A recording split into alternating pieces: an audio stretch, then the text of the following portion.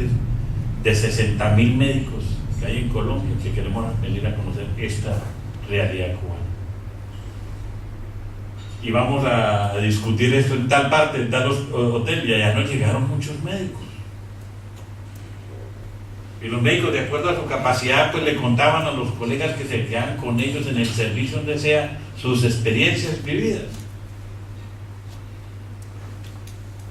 Eso nos permitió que confrontáramos al gobierno colombiano sobre el convenio. Como ustedes lo saben, de todas maneras se hizo, pero no penetró. No nos invadieron los médicos cubanos, que en muchos países están invadidos por médicos cubanos. Que yo conozca unos cuantos. Brasil, otros, pero son muchos, a nosotros no. Porque conocimos y conocemos la realidad, fuimos allá a vivirla y sabemos cómo se preparan los médicos cubanos. Igual es el éxito de la medicina cubana. Entonces, esta experiencia vivida fue la que permitió que cuando nosotros, como cuadro, regresáramos a La Habana a ayudar a formar estos embriones de sindicalismo, permitiera conocer, y yo diría, sin ninguna pretensión distinta a darles a ustedes la experiencia, es confrontar con los compañeros. Que los compañeros niegan todo, y esa es la primera derrota que sufren. Usted no puede negar todo el régimen. Y les puse el tema de la salud. Les dije, ¿ustedes cómo pueden decir que la salud en Cuba no sirve? Si ustedes dicen eso, están muertos. Porque al fin y al cabo es un sistema que ojalá todos los países lo tuvieran, para uno poder sobre ese sistema mejorar. En el sentido, por ejemplo, que Cuba considera la salud como un derecho. Vamos a ver cómo lo garantiza, ese es otro lío. Pero a nosotros los sindicalistas colombianos nos toca pelear, compañeros y compañeros, por el que la gente tenga acceso a los servicios de salud como un derecho, porque en Colombia la salud es una mercancía que se compra. ¿Sí?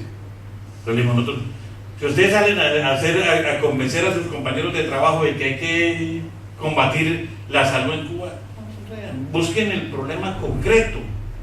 Entonces, entre todos nos ponemos de acuerdo que uno de los problemas concretos que tiene el sistema es la entrega de medicamentos. ¿Hace sentido?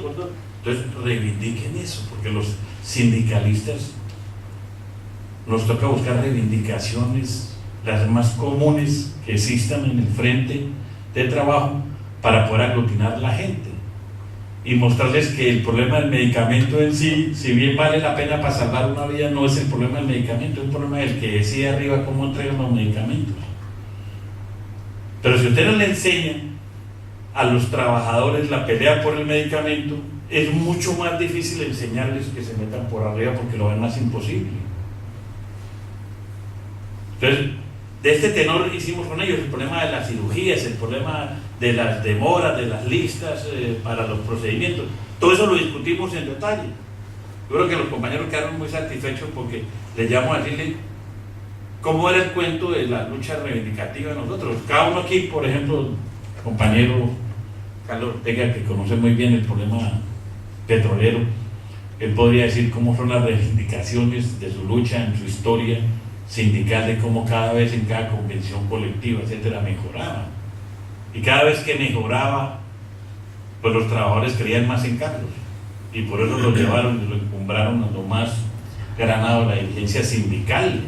Si uno no logra cosas, los trabajadores no le creen a uno. Entonces, este cuento es muy interesante en Cuba, porque los compañeros los puse a reflexionar sobre el cuento de hay que buscar las pequeñas cosas que les permita aglutinar, porque ellos necesitan cubrirse. Eso de que la clandestinidad allá, yo le decía a Joel en una de las clases, allá no hay clandestinidad, allá nos quemamos. Sí, es imposible tener una clandestinidad en Cuba, de que lo saquen a uno de La Habana a una hora y lo llevan a un pueblo pequeño, y en el pueblo pequeño a un sector del pueblo pequeño, donde todo el mundo ve el extraño que llegó y se metió a reunirse con 15 hombres y mujeres Algo raro está pasando ahí. Afortunadamente no nos pasó nada, pero bien, ¿cierto? Y lo mismo nos pasó ya en La Habana. En La Habana ya la gente más cualificada, entonces ya hicieron el procedimiento un poco más clandestino y entonces uno como que salió más tranquilo, ¿cierto? Eso es que va uno caminando por La Habana Vieja y de pronto alguien lo coge y ve que yo soy, subo hacia aquí a este edificio y vamos a reunirnos allá con un compañero. Encuentran uno allá los 15 compañeros que están desde hace 2 días ahí discutiendo. Y el mismo cuento, ¿cierto? ¿Cómo lo hacemos? Entonces, lo primero que tenemos que hacer para ayudarle al movimiento sindical democrático que se está generando y tiene embriones muy fuertes en Cuba es cómo ayudarles a que ellos puedan identificar muy bien lo que es la reivindicación económica de los trabajadores cubanos frente a la lucha política. ¿Por qué? Porque es que el movimiento sindical tiene un problema muy concreto. Uno educa a los trabajadores con base en la confrontación sindicato-patrono. Ya los partidos políticos tienen que educar a los ciudadanos entre la confrontación ciudadano-estado. Y ese es otro cuento. Aquí la dificultad grande es que no hay sino un solo patrón. Hegemónico, dictatorial, ya las características se las han escuchado brillantemente por el doctor Córdoba. Entonces es una gran dificultad. Nosotros también, los grandes sectores sindicales en mi país son de carácter estatal, pero por la distribución del poder y el Estado uno negocia con el presidente del Seguro Social, con el gerente del hospital, con el ministro de Salud, ¿no? Uno no negocia casi con el presidente. No sé si el ministro todas las tardes va y le da informe, es otro lío. Pero hay ministros de ministros que tienen agilidad, que evitan una huelga, un cierre, un paro forzoso, una asamblea permanente, ¿sí? Porque toman la decisión de darle una prerrogativa a los médicos de ese hospital. Y entonces la gente cree en el sindicato, fortalece el sindicato. No necesariamente tiene uno que ir a negociar con el presidente de la República. Aquí en Cuba no hay esa oportunidad. Es una de las grandes dificultades que yo quiero plantear en esta conferencia. ¿Qué luces podemos conseguir que nos permitan esas correas que permitan a los trabajadores cubanos creer en que hay posibilidad de mejorar las condiciones de trabajo y de vida de esos trabajadores? De lo contrario, va a ser mucho el esfuerzo y grande la dispersión, ¿sí? Para que estos compañeros puedan dar el paso organizativo. Porque la respuesta para ellos, uno se viene, es la represión, el encarcelamiento. Entonces, hoy en día en Cuba tenemos que buscar los mecanismos, la diversidad de mecanismos que deben haber, para poder llegar a los compañeros en un aspecto que yo creo que es clave, que es lo que está haciendo la corporación, es la educación. Si no educamos en los instrumentos claves de la lucha sindical, los compañeros ya fácilmente convierten lo que puede ser el embrión de una expresión sindical, que es la primera base de las modificaciones radicales de la sociedad civil, es el problema de la confusión con el aspecto político.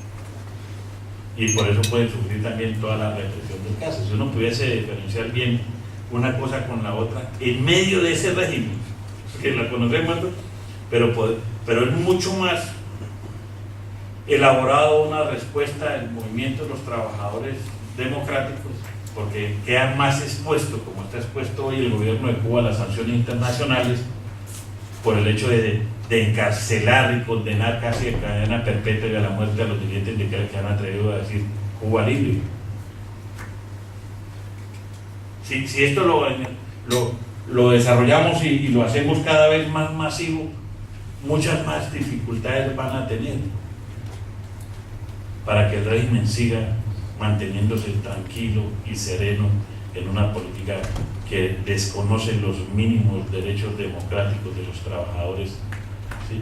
Que son no generales, para desconocer fácilmente los derechos laborales. Allí no existen. Allí no existe la posibilidad de que el trabajador diga mejor en el 10. Hoy es miércoles en Colombia, se está discutiendo el salario mínimo.